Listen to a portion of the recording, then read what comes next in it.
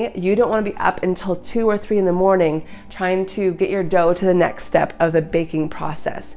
In this video, I really want to give you a rundown of how you do time planning, especially for important bakes like a holiday bake or a special occasion for sourdough. I think that time planning is probably the second most challenging thing in sourdough besides the first one, which is learning how to care for your sourdough starter. Time planning in sourdough is really different because there are long lengths of time and there's also a lot of variables involved.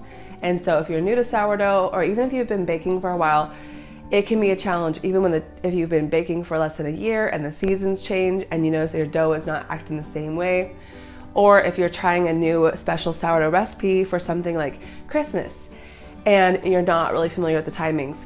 So I want to go over how you get started with this so that you can have a stress-free and fun baking weekend or time for the holiday or special occasion. Okay, so we're going to dive in.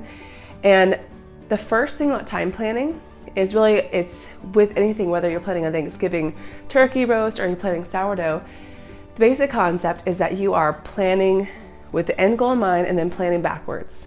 So for a sourdough bread, we're thinking of the end time is not when you bake it. The end time of sourdough bread is actually when you get to sit down and enjoy it and serve it. So that is our ending time that we want to shoot for. So whether it is breakfast or dinner, so I'm thinking of Christmas, I'm thinking of, I really want my special cinnamon bread. That's usually our tradition. I want my cinnamon bread ready for Christmas morning. And Christmas morning breakfast, to be specific. So I have to go from that time and work backwards. And we'll use the sourdough cinnamon twist bread as our example, or actually let's do a star bread because I have some footage for that I can slice in here. For planning that star bread, to have this beautiful star bread ready to serve for breakfast on Christmas morning or on our special day, we want to take that serving time and then deduct from that the next step before that, which is cooling. So say this bread needs to cool for 30 minutes. So there's that cooling time of 30 minutes. We brought back up from maybe our 9 o'clock time that we want to have breakfast, and now it's 8:30. So 8:30 is a time when that bread needs to be coming out of the oven. And then the next step before cooling is bake time. So I look at my bake time for the bread, and a lot of breads take in the 20 to 40 minute range. So for this bread, it's probably going to take 35 to 40 minutes. And so I'm going to go back from 8:30 and go back the maximum amount of time. We want to give ourselves more time, not less. So if there's a range, I like to usually play on the longer end of that range. This is especially smart if you are talking about our fermentation timelines and it's a winter. Because in wintertime, Christmas here in the Northern Hemisphere, it is a lot colder, and so we're waiting for our dough to rise longer. So the bake time, we go back from 8:30 and let's deduct from that 35 minutes. So we are at 7:55. Okay, and what happens before that bake time is that we need to prepare the oven and also prepare our bread. Maybe there's a topping we're supposed to put on egg wash. And so usually ovens take about 30 minutes to preheat. So I'll back up from the 7:55, 30 minutes. And now it is 7:25. And so that is the time when we're preheating our oven, preparing our egg wash, or any other things that we need to do for preparing the bread to bake. So for bagels, like that's usually the poaching step, things like that. Okay? Now, in this specific example, I will talk about this more at the end about delaying fermentation and using the fridge. But this bread for Christmas morning will be coming out of the fridge. And so I need to plan 30 to 60 minutes for that dough to temper at room temperature before it bakes. Because you can bake cold dough from the fridge. I do it with some of my breads. I bake straight from the fridge. But for these shaped breads, where we really need them to be cooked to the inside, have a good internal temperature, we don't want any doughy bakes. We really need to make sure that this is at room temperature, because if it's too cold, it will actually make your bake take longer. In this example, this bread would have been resting in the fridge overnight. So before it went into the fridge overnight, the day before, so on our example, Christmas Eve, or the day before your holiday, the dough had to have been proofing. And so for the proof time, that's why I like to have a full day before that breakfast bake where I'm working on the dough. You can do errands, but you kind of want to have some times planned around home so you can catch your dough at different stages. So for proofing for this particular bread, I usually say it takes 1.5 to 4 hours for this bread to rise in the proofing stage. And so if my dough went into the fridge before I went to bed, say it went to 8 o'clock or 9 o'clock or even 7, I'm gonna back up from, let's pick 8 o'clock. So from 8 p.m., I back up. It needed about 1.5 to 4 hours to proof. This dough, I know that it starts with a warmer, there's a lot of shaping, it warms up during the shaping process. So I'm gonna give it 2.5 hours. So I'll back up from 8 o'clock, 2.5 hours. So that's 5:30. So there's our proofing time, but there's wiggle room in that proofing time because like I said before, you want to give yourself some room just in case you are watching and evaluating your dough and it's not quite proofed enough, or maybe it's proofed earlier than you think. With sourdough, I would rather use my senses of looking and feeling dough and seeing the texture to know whether something is fully fermented or fully proofed rather than just looking at a clock, because that is going to be a better indicator of what my dough is doing. So 5:30, that is the beginning of our proof time.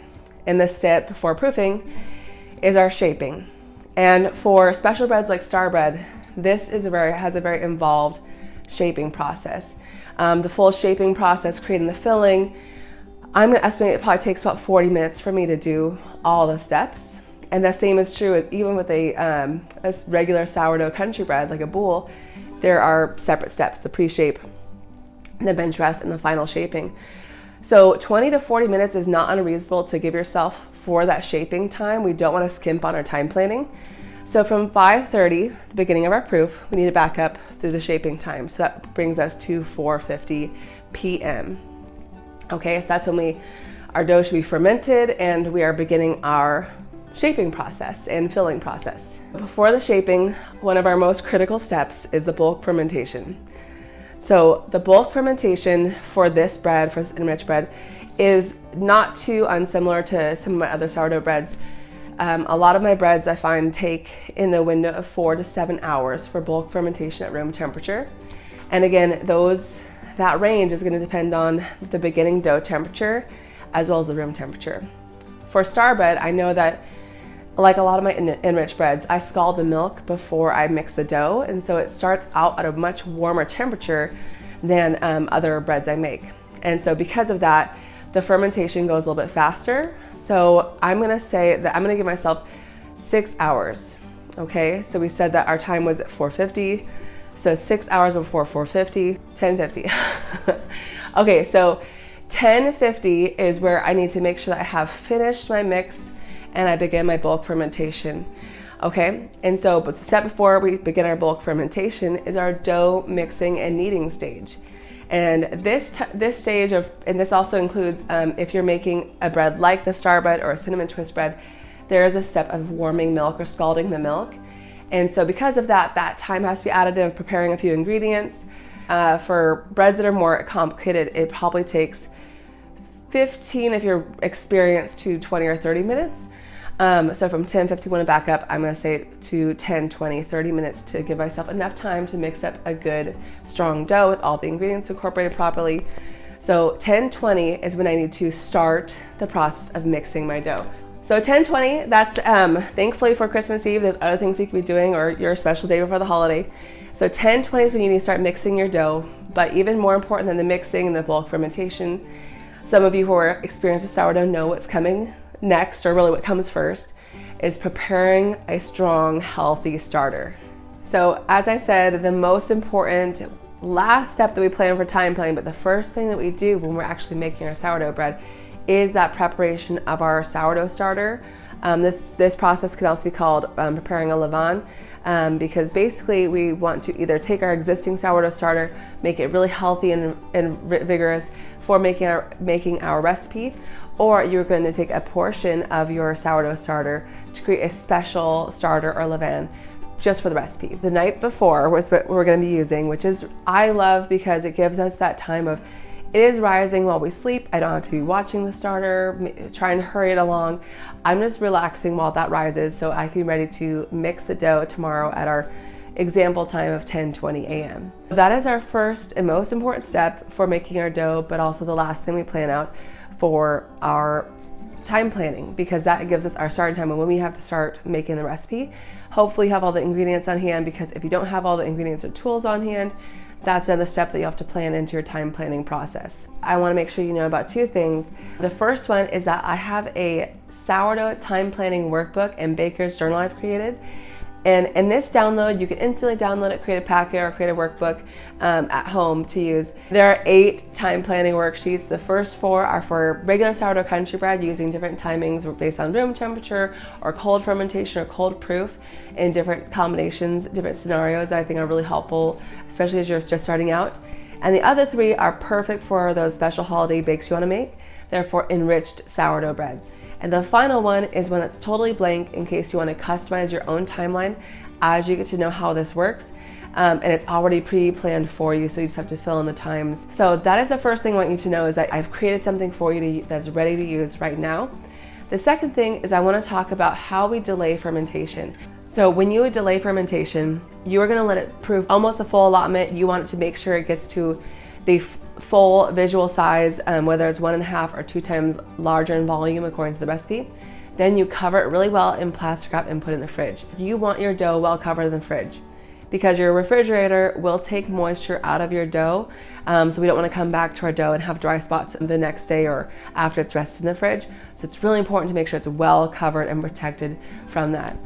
So as it sits in the fridge, whether it's for 5 hours because you're running errands or it's overnight, with a sourdough bread like a country loaf, I usually will bake this cold because I find it much easier to score actually, and it gives me beautiful oven spring.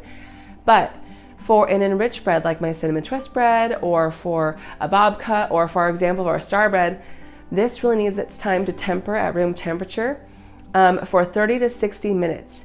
If you try to bake a cinnamon rolls or a cinnamon twist bread straight from the fridge, what you're going to find is that it will impact your bake time by making it longer, because your dough and your fillings are much harder and colder.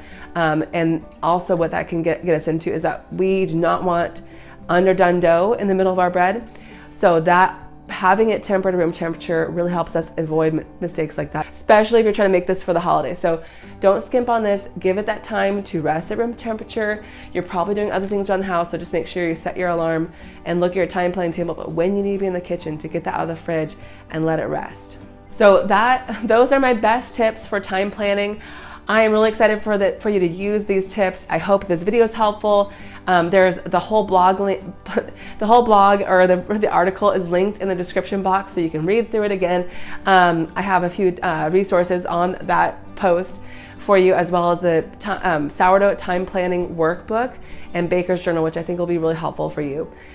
So I hope you enjoyed this, and I hope you have a great holiday, whether it's Christmas or another holiday. And yeah, just keep connecting through bread, because sourdough bread is not meant to be stressful. It is something that's supposed to bring joy and love into your household and to the people you share it with. So thank you for being here today. If you enjoyed this video, please like it, share it with a friend, or subscribe, and I would love to talk to you next time. And so for this video, I'm going to sign off with Merry Christmas, since that is the holiday we're talking about today. All right, bye.